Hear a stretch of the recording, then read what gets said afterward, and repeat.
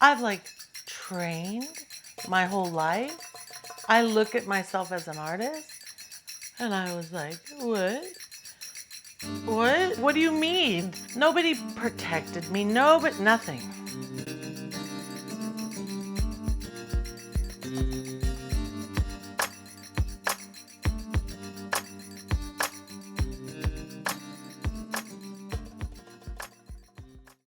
In 1980, when the regime happened, it was unbelievable, and you wonder, why didn't people fight then? Why didn't they push back then?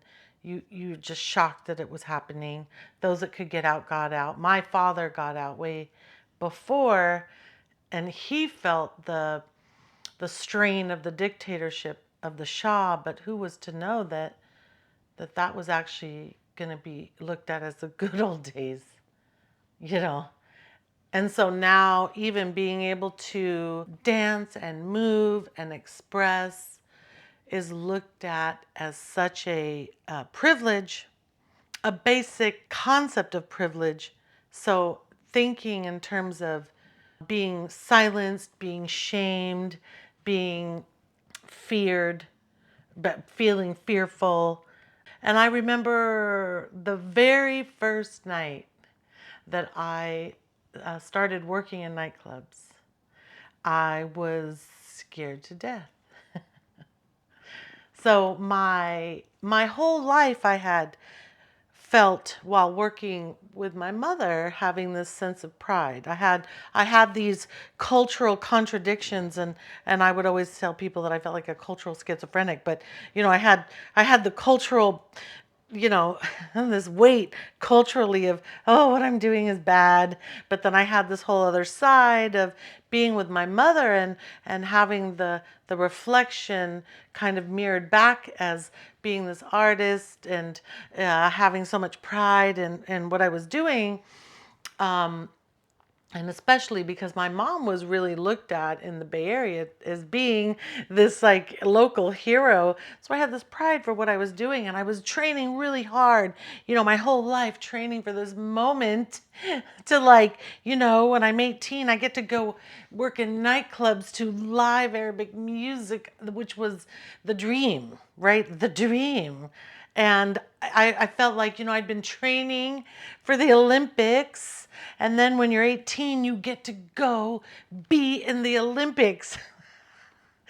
And then to find out that my Olympics is Arabic nightclubs, which in this country, and really, I mean, the stigma and what I had to deal with working in Arabic nightclubs was far from the Olympics. And unfortunately, we also know now some of the things that what women have to deal with, even going into the Olympics. But my first night working in nightclubs, I remember walking in and being very concerned that people could hear my teeth chattering, having to keep my head up high and trying to feel the sense of, like, I'm okay, I'm fine, I'm a big girl. I had just graduated high school, like literally the day before. And I had, my cocktail dress on, and I had my costume, and I went into the dressing room, and I was not the only dancer that night. I was working with this dancer, and her name was Nabila, who I absolutely loved and respected, and I had looked up to her, and she was so beautiful. And this woman I had watched dance for many years. She was such an incredible representation of the music. She just melted into the music, and I thought, this woman was, I couldn't believe she wasn't Middle Eastern. That's what I couldn't believe. And she was just this American, like, just this American. No way. She must have been, you know, Cleopatra in another life or something, because she just felt it, right? But I was in the dressing room, and she was on stage before me, and I heard this weird, like, rumble, and it was really odd. It wasn't a normal rumble of cheering, like, yay, she's performing, and it was this weird, like, kind of roar.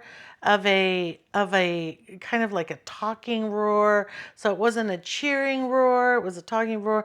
And I thought, and it was at odd times in the music. Like usually when you hear cheers, they're at appropriate times in the music that work with the lyrics. And this was off. This was off. But I thought maybe I'm wrong.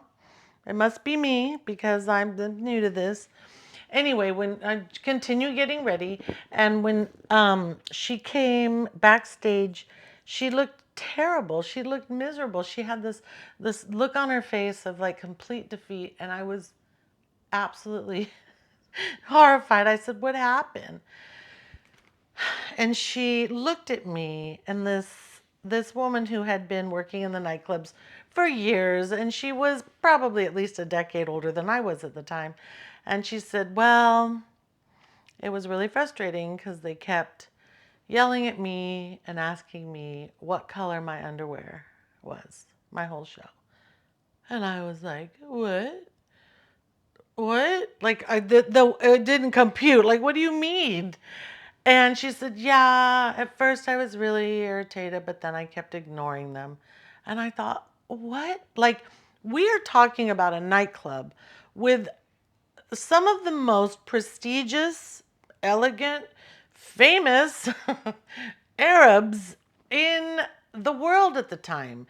Producers, engineers, like heads of, I can't even say because I can't mention any names. And I was like, who does that? Like, who does that? There were so many levels of how could they have done that to her? And I said, "What do I do? What do I do?" And she said, "Just ignore them." And I was like, "Okay."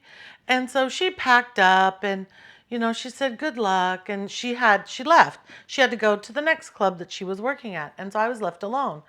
And I was kind of shocked. Like, nobody came to her defense. Nobody stood up for her. Nobody supported her. She just had to ignore them, right? And so she ignored them. So that was her advice to me. Well, I just hope that they wouldn't have done that to me. It was my first night. Maybe they would spare me. That was kind of my hope. I was obviously, the lamb going to the slaughter, and I thought maybe they would take pity on me. So they announced me, and I make my entrance.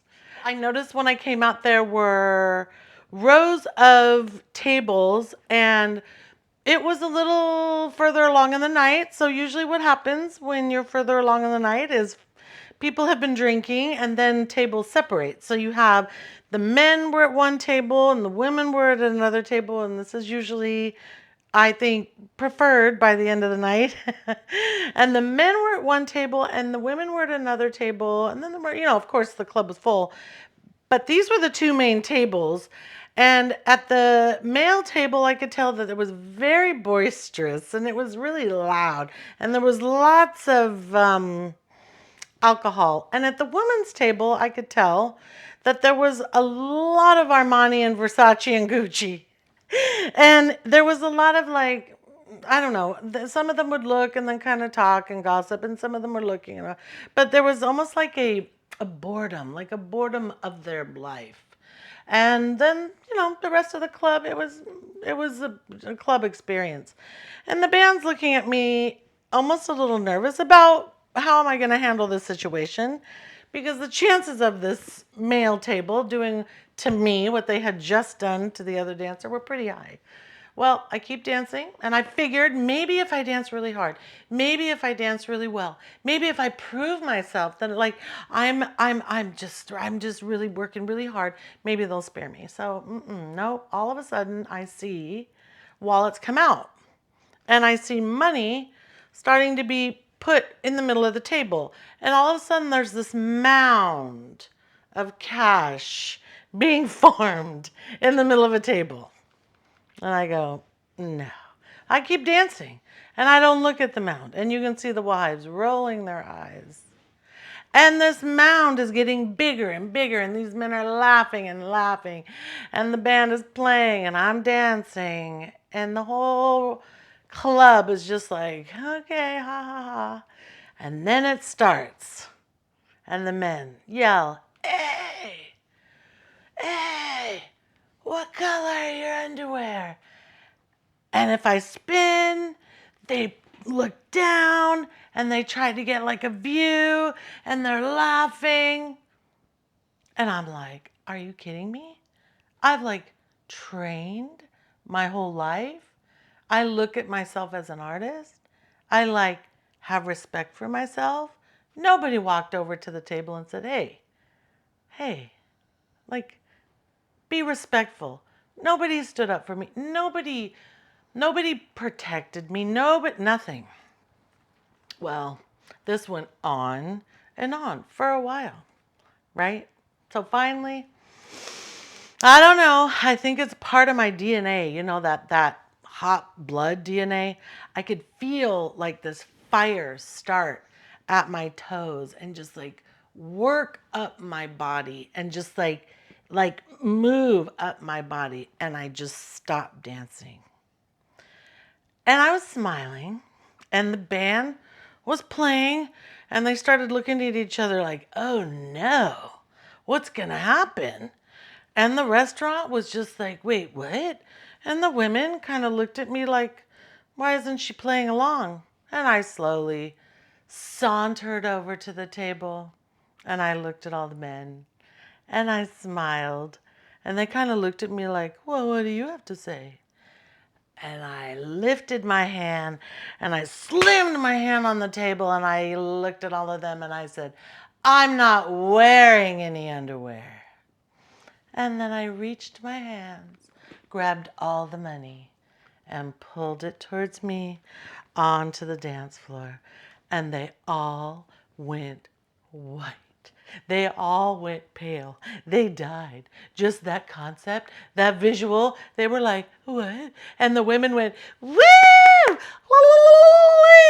And the band was like, oh, phew. And the whole crowd went crazy, and I just kept dancing. And I was like, you are not going to win. You are not going to beat me. And the women were excited, and the money was all on the floor. And the band was very excited about that because they get a part of that. And the men were literally just like the whole and of course I was wearing underwear. That wasn't the point.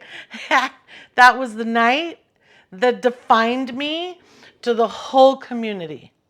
That was the night that I became the mascot for that nightclub and that community of people. They were very, very famous Arab families, and they were like regulars of the nightclub, and they were all locals in the area. It was a nightclub, a famous Lebanese nightclub in Beverly Hills. And that night I think defined me and showed my resilience and strength, and that I wasn't going to let them destroy me, and I wasn't going to let them humiliate me, and I wasn't going to let them win. And it's just kind of sad looking back now that I even had to have that moment, that I had to have that type of resilience. I would never want my daughter to go through what I had to go through. And I would never want, anybody to have to be strong.